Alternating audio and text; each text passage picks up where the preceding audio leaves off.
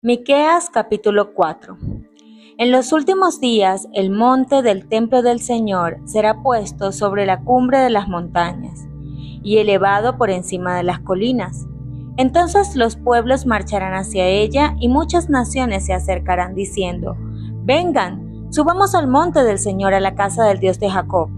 Dios mismo nos instruirá en sus caminos y así andaremos en sus sendas. Porque de Sión viene la instrucción, de Jerusalén la palabra del Señor.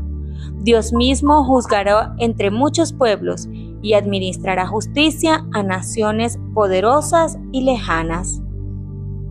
Convertirá en asadones sus espadas y en hoces sus lanzas.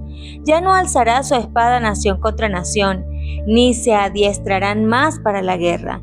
Cada uno se sentará bajo su parra y su higuera, y nadie perturbará su solaz. El Señor Todopoderoso lo ha dicho. Todos los pueblos marchan en nombre de sus dioses, pero nosotros marchamos en el nombre del Señor, en el nombre de nuestro Dios, desde ahora y para siempre. En aquel día, afirma el Señor, reuniré a las ovejas lastimadas, dispersas y maltratadas. Como las ovejas heridas formaré un remanente, y con las desterradas una nación poderosa. El Señor reinará sobre ellas en el monte Sión, desde ahora y para siempre. Y tú, torre del rebaño, colina fortificada de la ciudad de Sión, a ti volverá tu antiguo poderío, la soberanía de la ciudad de Jerusalén. Ahora, ¿por qué gritas tanto? ¿Acaso no tienes rey? ¿Por qué te han venido dolores de parto? ¿Murió acaso tu consejero? Retuércete y puja, hija de Sión, como mujer a punto de dar a luz, porque ahora vas a salir de tu ciudad y tendrás que vivir a campo abierto. Irás a Babilonia, pero de allí serás rescatada. El Señor te librará del poder de tus enemigos. Ahora, muchas naciones se han reunido contra ti y dicen: que sea profanada Sión. Disfrutemos del espectáculo. Pero ellas no saben lo que piensa el Señor, ni comprenden sus designios. No saben que Él las junta como a gavillas en la era. Levántate, hija de Sión, ponte a trillar. Yo haré de hierro tus cuernos y de bronce tus pezuñas, para que conviertas en polvo muchos pueblos y consagres al Señor sus ganancias injustas, sus riquezas al Señor de toda la tierra. Miqueas capítulo 5. Reagrupa tus tropas, ciudad guerrera, porque nos asedian. Con vara golpearán en la mejilla al gobernante de Israel. Pero de ti, Belén Efrata, pequeña entre los clanes de Judá, saldrá el que gobernará a Israel.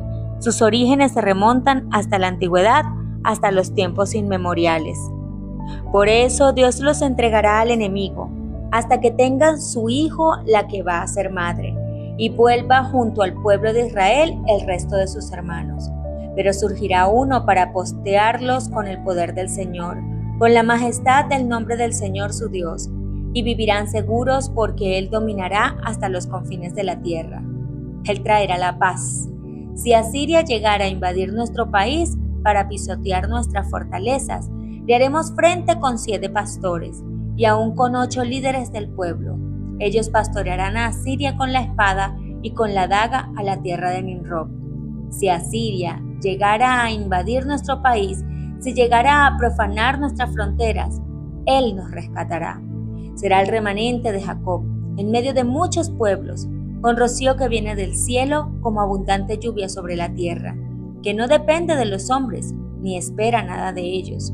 Será el remanente de Jacob entre las naciones, en medio de muchos pueblos, como un león entre los animales del bosque, como un cachorro entre las ovejas del rebaño, que al pasar las pisotea y las desgarra, sin que nadie pueda rescatarlas. Levantarás la mano contra tus enemigos y acabarás con todos tus agresores. Esto afirma el Señor: en aquel día exterminaré tu caballería y destruiré tus carros de guerra. Exterminaré las ciudades de tu país y derribaré todas tus fortalezas. Pondré fin a tus hechicerías y no tendrás más adivinos. Acabaré con tus ídolos y con tus monumentos sagrados. Nunca más volverás a postrarte ante las obras de tus manos. Arrancaré tus imágenes de acera y reduciré a escombro tus ciudades. Con ira y con furor me vengaré de las naciones que no me obedecieron. Juan capítulo 13, versículos 1 al 20. Se acercaba la fiesta de la Pascua. Jesús sabía que le había llegado la hora de abandonar este mundo para volver al Padre. Y habiendo amado a los suyos que estaban en el mundo, los amó hasta el fin. Llegó la hora de la cena. El diablo ya había incitado a Judas Iscariote, hijo de Simón, para que traicionara a Jesús. Sabía Jesús que el Padre había puesto todas las cosas bajo su dominio y que había salido de Dios y a él volvía. Así que se levantó de la mesa, se quitó el manto y se ató una toalla a la cintura. Luego echó agua en un recipiente y comenzó a lavarles los pies a sus discípulos y a secárselos con la toalla que llevaba a la cintura. Cuando llegó a Simón Pedro, éste le dijo: ¿Y tú, Señor, me vas a lavar los pies a mí? Ahora no entiendes lo que estoy haciendo, le respondió Jesús, pero lo entenderás más tarde. No, protestó Pedro, jamás me lavarás los pies. Si no te los lavo, no tendrás parte conmigo. Entonces, Señor, no solo los pies, sino también las manos y la cabeza. Al que ya está bañado no necesita lavarse más que los pies, le contestó Jesús, pues ya todo su cuerpo está limpio, y ustedes ya están limpios, aunque no todos. Jesús sabía quién lo iba a traicionar, y por eso dijo que no todos estaban limpios. Cuando terminó de lavarles los pies, se puso el manto y volvió a su lugar. Entonces les dijo: ¿entienden lo que he hecho con ustedes? Ustedes me llaman maestro y señor y dicen bien porque lo soy. Pues si yo, el señor y maestro, les he lavado los pies, también ustedes deben lavarse los pies los unos a los otros. Les he puesto el ejemplo para que hagan lo mismo que yo he hecho con ustedes. Ciertamente les aseguro que ningún siervo es más que su amo, y ningún mensajero es más que el que lo envió. ¿Entienden esto? Dichosos serán si lo ponen en práctica. No me refiero a todos ustedes, yo sé a quienes he escogido, pero esto es para que se cumpla la Escritura. El que comparte el pan conmigo me ha puesto la zancadilla. Les digo esto ahora antes de que suceda, para que cuando suceda crean que yo soy. Ciertamente les aseguro que el que recibe al que yo envío, me recibe a mí, y el que me recibe a mí, recibe al que me envió. Un siervo de siervos. En el aposento alto de una morada de Jerusalén, Cristo estaba sentado a la mesa con sus discípulos. Se habían reunido para celebrar la Pascua. El Salvador deseaba observar una fiesta a solas con los 12. Sabía que había llegado su hora. Él mismo era el verdadero Cordero Pascual. Y en el día en el que se comiera la Pascua, iba a ser sacrificado. Estaba por beber la copa de la ira. Pronto iba a recibir el bautismo final del sufrimiento. Pero le quedaba todavía algunas horas de tranquilidad y quería emplearlas para beneficio de sus amados discípulos. Toda la vida de Cristo había sido una vida de servicio abnegado. La lección de cada uno de sus actos enseñaba que había venido no para ser servido, sino para servir. Pero los discípulos no habían aprendido todavía la lección. En esta última cena de Pascua, Jesús repitió su enseñanza mediante una ilustración que la grabó para siempre en su mente y corazón. Las entrevistas de Jesús con sus discípulos eran generalmente momentos de gozo sereno, muy apreciados por todos ellos. Las escenas de Pascua habían sido momentos de especial interés, pero en esta ocasión Jesús estaba afligido, su corazón estaba apesadumbrado y una sombra descansaba sobre su semblante. Al reunirse con los discípulos en el aposento alto, percibieron que algo le apenaba en gran manera, y aunque no sabían la causa, simpatizaban con su pesar. Mientras estaban reunidos en derredor de la mesa, dijo en tono de conmovedora tristeza: «En gran manera he deseado comer con vosotros esta Pascua antes que padezca, porque os digo que no comeré más de ella hasta que se cumpla en el reino de Dios». Y tomando el vaso, habiendo dado gracias, dijo: tomad esto y partidlo entre vosotros, porque os digo que no beberé más del fruto de la vid hasta que el reino de Dios venga. Cristo sabía que para él había llegado el tiempo de partir del mundo e ir a su Padre. Y habiendo amado a los suyos que estaban en el mundo, los amó hasta el fin. Estaba ahora en la misma sombra de la cruz, y el dolor torturaba su corazón. Sabía que sería abandonado en la hora de su entrega, sabía que se le daría muerte por el más humillante procedimiento aplicado a los criminales. Conocía la ingratitud y crueldad de aquellos a quienes había venido a salvar. Sabía cuán grande era el sacrificio que debía hacer y para cuántos sería en vano. Sabiendo todo lo que le esperaba, habría sido natural que estuviese abrumado por el pensamiento de su propia humillación y sufrimiento. Pero miraba como suyos a los 12, que habían estado con él y que pasados el oprobio, el pesar y los malos tratos que iba a soportar, habían de quedar a luchar en el mundo. Sus pensamientos acerca de lo que él mismo debía sufrir estaban siempre relacionados con sus discípulos. No pensaba en sí mismo. Su cuidado por ellos era lo que predominaba en su ánimo. En esta última noche con sus discípulos, Jesús tenía mucho que decirles. Si hubiesen estado preparados para recibir lo que anhelaba impartirles, se habrían ahorrado una angustia desgarradora, desaliento e incredulidad. Pero Jesús vio que no podían soportar lo que él tenía que decirles. Al mirar sus rostros, las palabras de amonestación y consuelo se detuvieron en sus labios. Transcurrieron algunos momentos en silencio. Jesús parecía estar aguardando. Los discípulos se sentían incómodos. La simpatía y ternura despertadas por el pesar de Cristo parecían haberse desvanecido. Sus entristecidas palabras, que señalaban su oprobio sufrimiento, habían hecho poca impresión. Las miradas que se dirigían unos a otros hablaban de celos y rencillas. Hubo entre ellos una contienda. ¿Quién de ellos parecía ser el mayor? Esta contienda, continuada en presencia de Cristo, le apenaba y hería. Los discípulos se aferraban a su idea favorita de que Cristo iba a hacer valer su poder y ocupar su puesto en el trono de David. Y en su corazón, cada uno anhelaba tener el más alto puesto en el reino. Se habían avalorado a sí mismos y unos a otros, y en vez de considerar más dignos a sus hermanos, cada uno se había puesto en primer lugar. La petición de Juan y Santiago de sentarse a la derecha y a la izquierda del trono de Cristo había excitado la indignación de los demás. Lo que los dos hermanos se atrevieron a pedir, el puesto más alto, airaba tanto a los 10 que el enajenamiento amenazaba penetrar entre ellos. Consideraban que se lo había juzgado mal y que su fidelidad y talentos no eran apreciados. Judas era el más severo con Santiago y Juan. Cuando los discípulos entraron en el aposento alto, sus corazones estaban llenos de resentimiento. Judas se mantenía al lado de Cristo a la izquierda, Juan estaba a la derecha. Si había un puesto más alto que los otros, Judas estaba resuelto a obtenerlo y se pensaba que este puesto era al lado de Cristo. Y Judas era traidor.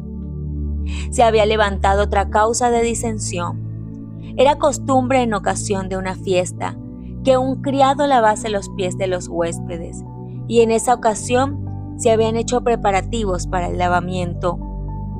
La jarra, el lebrillo y la toalla estaban allí, listos para lavar los pies. Pero no había siervo presente, y les tocaba a los discípulos cumplirlo. Pero cada uno de los discípulos, cediendo al orgullo herido, resolvió no desempeñar el papel de siervo. Todos manifestaban una despreocupación estoica, al parecer inconscientes de que les tocaba hacer algo. Por su silencio, se negaban a humillarse. ¿Cómo iba Cristo a llevar a estas pobres almas a donde Satanás no pudiese ganar sobre ellas una victoria decisiva? ¿Cómo podría mostrarles que el mero profesar ser discípulos no los hacía discípulos, ni les aseguraba un lugar en su reino? ¿Cómo podría mostrarles que el servicio amante y la verdadera humildad lo que constituye la verdadera grandeza? ¿Cómo habría de encender el amor en su corazón y habilitarlos para entender lo que anhelaba explicarles? Los discípulos no hacían ningún ademán de servirse unos a otros. Jesús aguardó un rato para ver lo que iban a hacer. Luego él, el Maestro Divino, se levantó de la mesa. Poniendo a un lado el manto exterior que habría impedido sus movimientos, tomó una toalla y se ciñó. Con sorprendido interés los discípulos miraban y en silencio esperaban para ver lo que iba a seguir. Luego puso agua en un lebrillo y comenzó a lavar los pies de los discípulos y a limpiarlos con la toalla con que estaba ceñido. Esta acción abrió los ojos de los discípulos. Amarga vergüenza y humillación llenaron su corazón. Comprendieron el mudo reproche y se vieron desde ese punto de vista completamente nuevo. Así expresó Cristo su amor por sus discípulos. El espíritu egoísta de ellos les llenó de tristeza, pero no entró en controversia con ellos acerca de la dificultad. En vez de eso, les dio un ejemplo que nunca olvidarían. Su amor hacia ellos no se perturbaba ni se apagaba fácilmente. Sabía que el Padre había puesto todas las cosas en sus manos y que Él provenía de Dios e iba a Dios. Tenía plena conciencia de su divinidad, pero había puesto a un lado su corona y vestiduras reales y había tomado forma de siervo. Uno de los últimos actos de su vida en la tierra consistió en ceñirse como siervo y cumplir la tarea de un siervo. Antes de la Pascua, Judas se había encontrado por segunda vez con los sacerdotes y escribas y había cerrado el contrato de entregar a Jesús en sus manos. Sin embargo, más tarde se mezcló con los discípulos como si fuese inocente de todo mal y se interesó en la ejecución de los preparativos para la fiesta.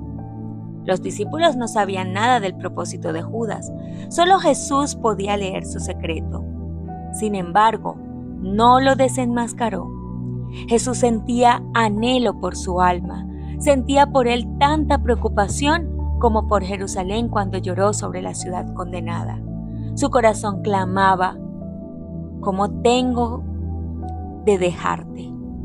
El poder constrictivo de aquel amor fue sentido por Judas, mientras las manos del Salvador estaban bañando aquellos pies contaminados y secándolos con la toalla. El impulso de confesar entonces, y allí mismo su pecado, conmovió inmensamente el corazón de Judas. Pero no quiso humillarse. Endureció su corazón contra el arrepentimiento, y los antiguos impulsos puestos a un lado por el momento volvieron a dominarle. Judas se ofendió entonces por el acto de Cristo de lavar los pies de los discípulos.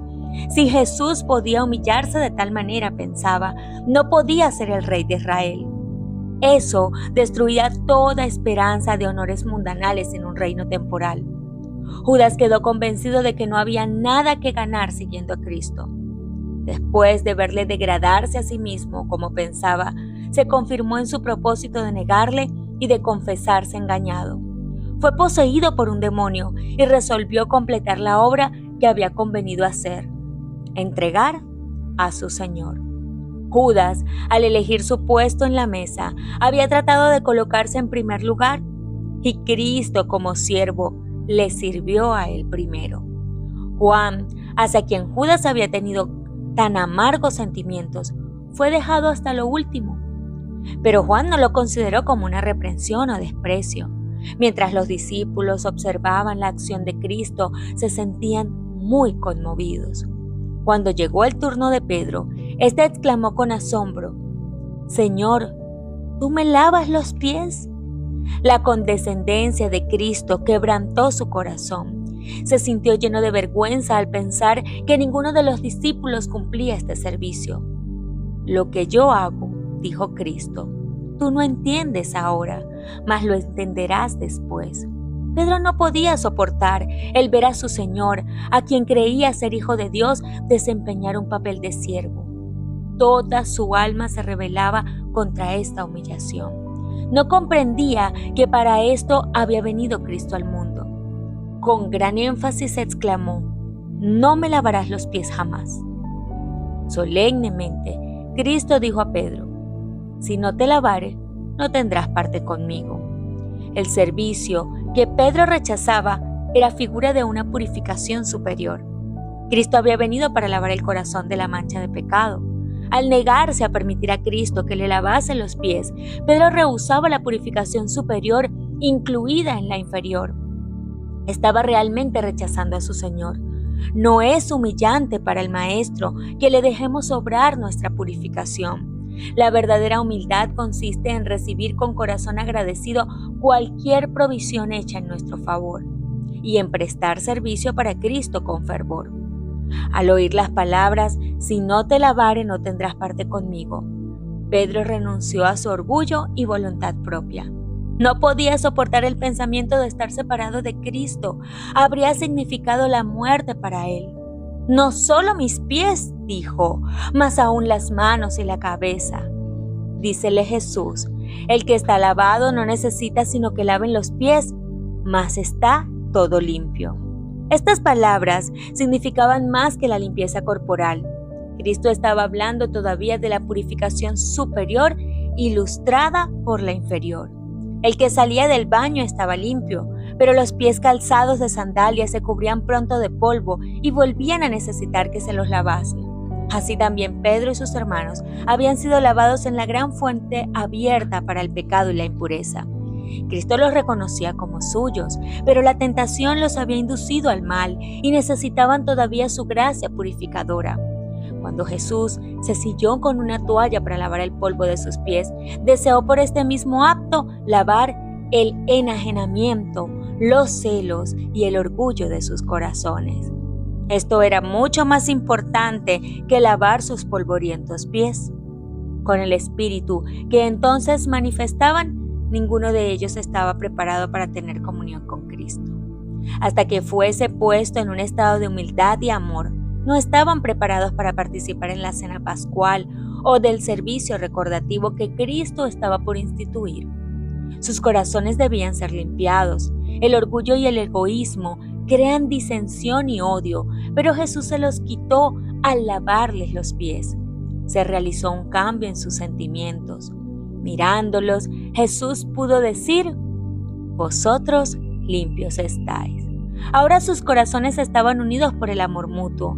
Habían llegado a ser humildes y a estar dispuestos a ser enseñados.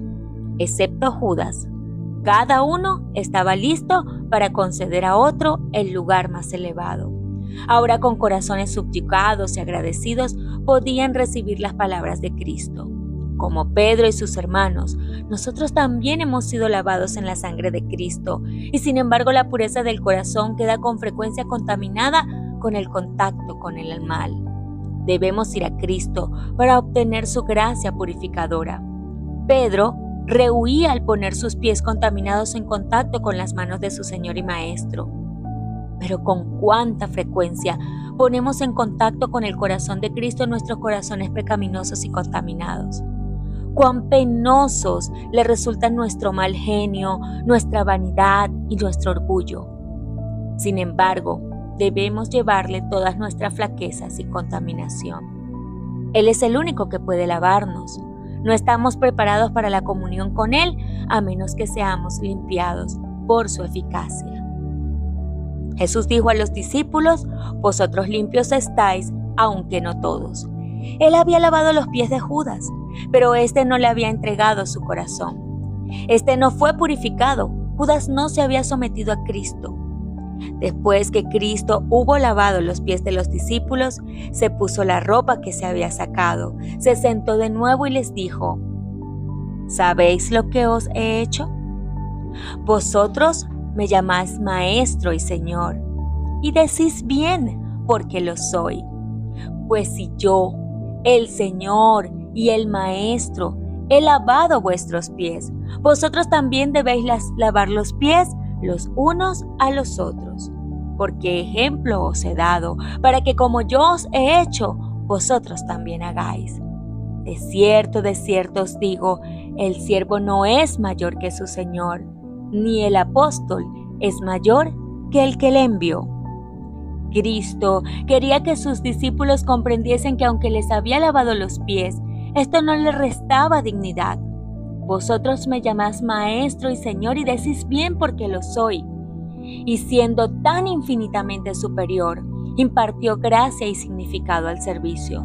Nadie ocupaba un puesto tan exaltado como el de Cristo, y sin embargo, Él se rebajó a cumplir el más humilde deber, a fin de que los suyos no fuesen engañados por el egoísmo que habita en el corazón natural y se fortalece por el servicio propio.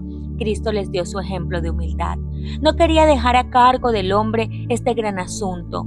De tanta importancia lo consideró que Él mismo, que era igual a Dios, actuó como siervo de sus discípulos. Mientras estaba contendiendo por el puesto más elevado, aquel ante quien toda rodilla ha de doblarse, aquel a quien los ángeles de gloria se honran en servir, se inclinó para lavar los pies de quienes le llamaban Señor. Lavó los pies de su traidor. En su vida y sus lecciones, Cristo dio un ejemplo perfecto del ministerio abnegado que tiene su origen en Dios. Dios no vive para sí. Al crear el mundo y al sostener todas las cosas, está sirviendo constantemente a otros. Él hace que su sol salga sobre malos y buenos y llueve sobre justos e injustos. Este ideal de ministerio fue confiado por Dios a su Hijo. Jesús fue dado para que estuviese a la cabeza de la humanidad, a fin de que por su ejemplo pudiese enseñar lo que significa servir. Toda su vida fue regida por una ley de servicio. Sirvió y ministró a todos. Así vivió la ley de Dios y por su ejemplo nos mostró cómo debemos obedecerla nosotros. Vez tras vez, Jesús había tratado de establecer este principio entre sus discípulos. Cuando Santiago y Juan hicieron su pedido de preeminencia, Él dijo: el que quisiere entre vosotros hacerse grande, será vuestro servidor. En mi reino, el principio de preferencia y supremacía no tiene cabida. La única grandeza es la grandeza de la humildad. La única distinción se halla en la devoción al servicio de los demás. Ahora, habiendo lavado los pies de los discípulos, dijo: ejemplo os he dado, para que como yo os he hecho, vosotros también hagáis. En estas palabras, Cristo no solo ordenaba la práctica de la hospitalidad, quería enseñar algo más que el lavamiento de los pies de los huéspedes para quitar el polvo del viaje. Cristo instituía un servicio religioso. Por el acto de nuestro Señor, esta ceremonia humillante fue transformada en un rito consagrado que debía ser observado por los discípulos a fin de que recordasen siempre las lecciones de humildad y servicio. Este rito es la preparación indicada por Cristo para el servicio sacramental. Y mientras se albergue orgullo y divergencia y se contienda por la supremacía, el corazón no puede entrar en comunión con Cristo.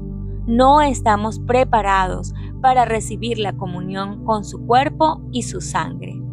Por esto, Jesús indicó que se observase primeramente la ceremonia conmemorativa de su humillación. Al llegar a este rito, los hijos de Dios deben recordar las palabras del Señor de vida y gloria.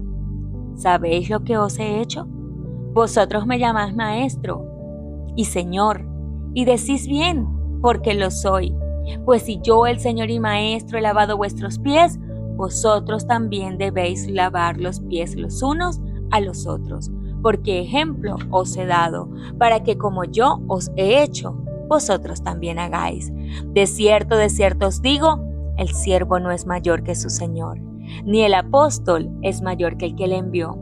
Si sabéis estas cosas, bienaventurados seréis si las hiciereis.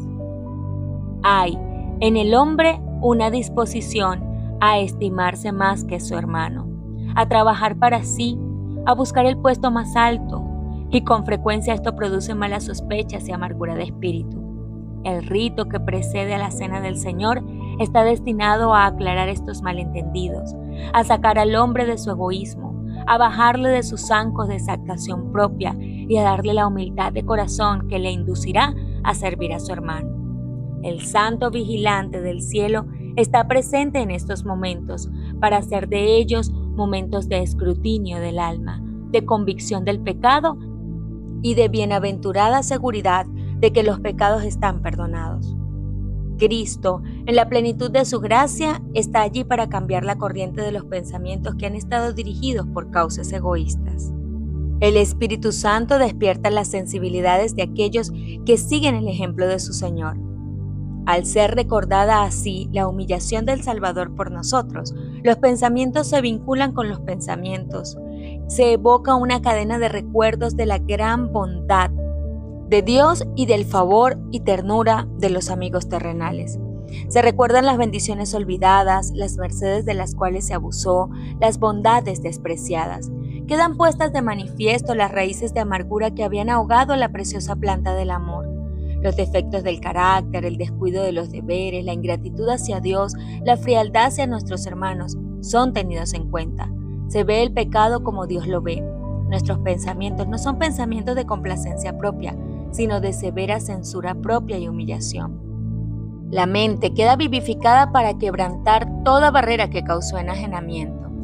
Se pone a un lado las palabras y los pensamientos malos. Se confiesa y perdona los pecados. La subyugadora gracia de Cristo entra en el alma y el amor de Cristo acerca los corazones unos a otros en bienaventurada unidad. A medida que se aprende así la lección del servicio preparatorio, se enciende el deseo de vivir una vida espiritual más elevada. El divino testigo responderá a este deseo. El alma será elevada. Podemos participar de la comunión con el sentimiento consciente de que nuestros pecados están perdonados. El sol de justicia de Cristo llenará las cámaras de la mente y el templo del alma. Contemplaremos al Cordero de Dios que quita el pecado del mundo. Para los que reciben el espíritu de este servicio, no puede nunca llegar a ser una mera ceremonia.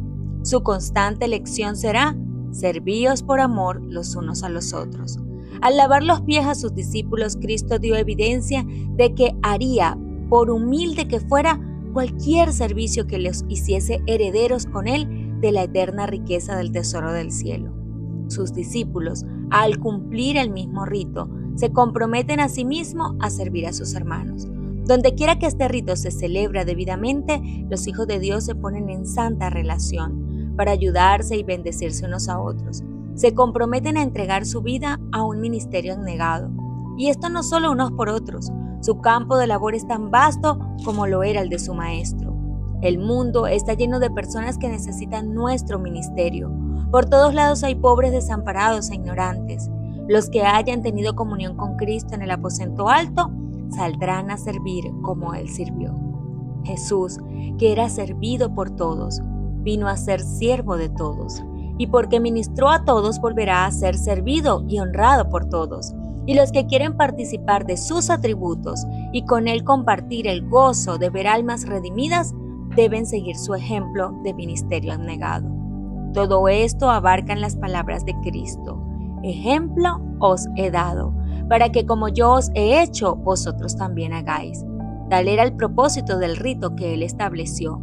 Y dice: si hacéis estas cosas, si conocéis el propósito de sus lecciones, bienaventurados seréis si las hiciereis.